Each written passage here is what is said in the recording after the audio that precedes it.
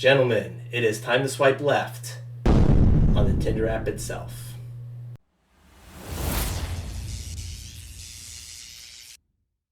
If you're a man and you're using a dating app, stop it right now. If you're considering going on one, don't. In this video, I want to address the current state of online dating, why it is the way it is, and why men should avoid going on dating apps. There are just so many factors that are working together and against most guys that it just really isn't worth it.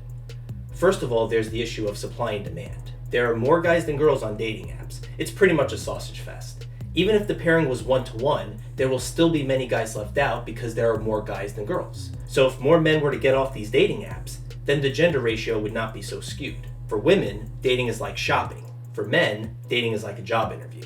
To use another analogy, let's say a guy is really in the mood for an apple, but all he has to choose from is a small selection of bad apples. Well, all he can really do is try to find the apple that is the least damaged. But let's say now we have a girl. She could go for an apple. She doesn't necessarily need one that badly though. Nevertheless, she is given a much bigger selection of much better apples. So in her case, she gets to be really picky. Even perfectly good apples that have the slightest blemish, the slightest bruise, won't be picked. And why would they be? And this brings me to my next point about male and female nature. Women are way more selective than men. Just take a look at this chart on how men rate women and how women rate men. By nature, men are more polygamous and females are more hypergamous.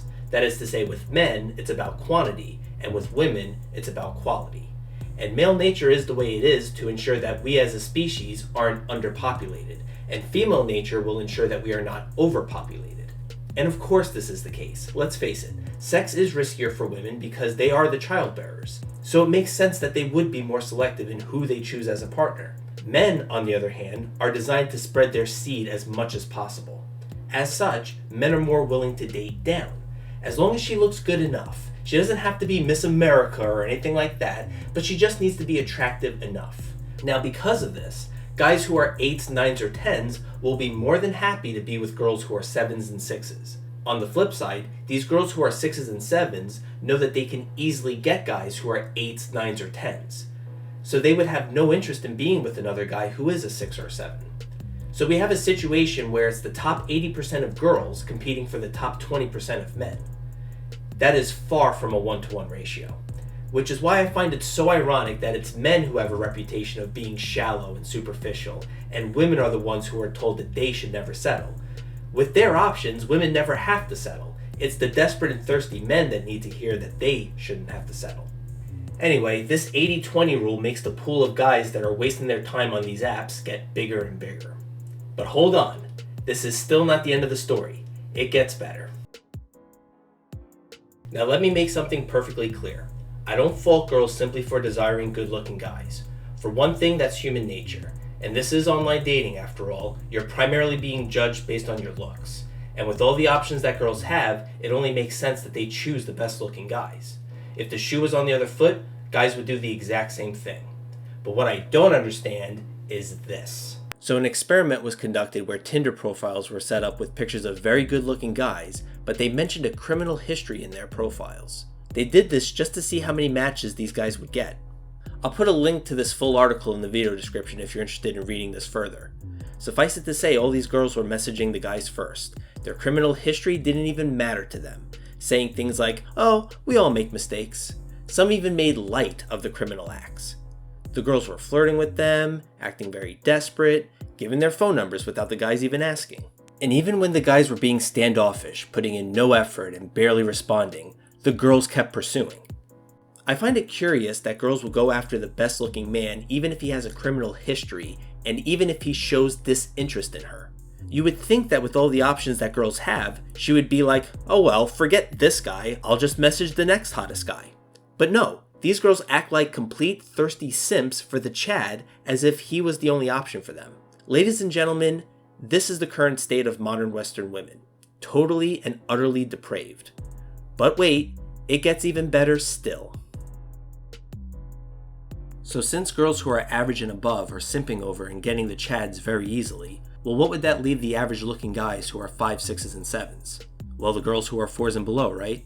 So a very thirsty guy might be thinking, that wouldn't be my optimal choice, but what am I going to do? I'll try to find a decent looking girl who's a 4.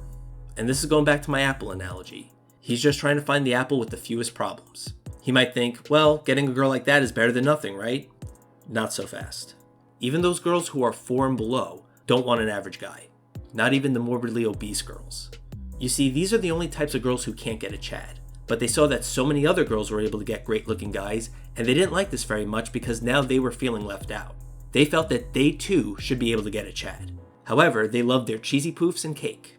So rather than cutting back on those and trying to lose weight to improve their appearance, and more importantly, their health, they figured, why should I have to change for any man? It would be much easier to stay fat, claim that big is beautiful and perfectly healthy, and anybody who thinks otherwise must be fat phobic, and hence they are the ones who are hateful and wrong. And these fat women have the exact same entitlement complex. Like, I need to have my own car. You need to have your own car. 3-4 bedroom house. 3-4 bedroom house.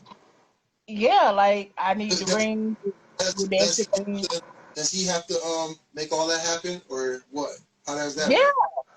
Why would you not make that happen? That's what the man's supposed to do. Damn. So what are you bringing to the table? If he got to get the houses, he got to get this big ass house. Like, what am I bringing to the table? Yeah. I showed up to the table. You showed up to the table. Yeah, I showed up to the table. Yeah, the only table she ever showed up to was the buffet table. But there's a lot of girls that are obese or overweight and they feel like they deserve a attractive boyfriend. Like, where did that ideal come from?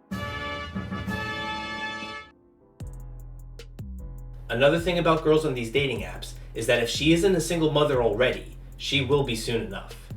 I categorize the girls who go on these apps into 3 categories. Number 1, the girls who want to hook up with Chad, gets knocked up by him, and becomes a single mother.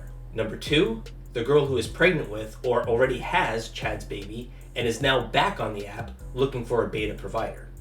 Basically, she's looking for a sucker to pay the bill after Chad dined and dashed. And number 3, the girl who's just on there simply for the attention and the validation.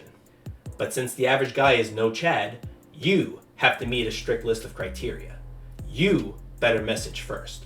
You better not have even gotten a detention in high school, let alone a criminal history. You have to make enough money. And the list goes on and on for ages. Heather bought me her list of requirements, so let's check them out. He must be between 30 and 45, financially stable, no kids, 5'10" or taller, no hookups or flings, ready to settle down, no roommates, no smoking, must love dessert and can't be anti-sugar. Must be honest, reliable, sweet and kind, quick-witted, romantic, must love food, must pay on the first date, no flowers on the first date, must be a social drinker, and must never wear sweatpants.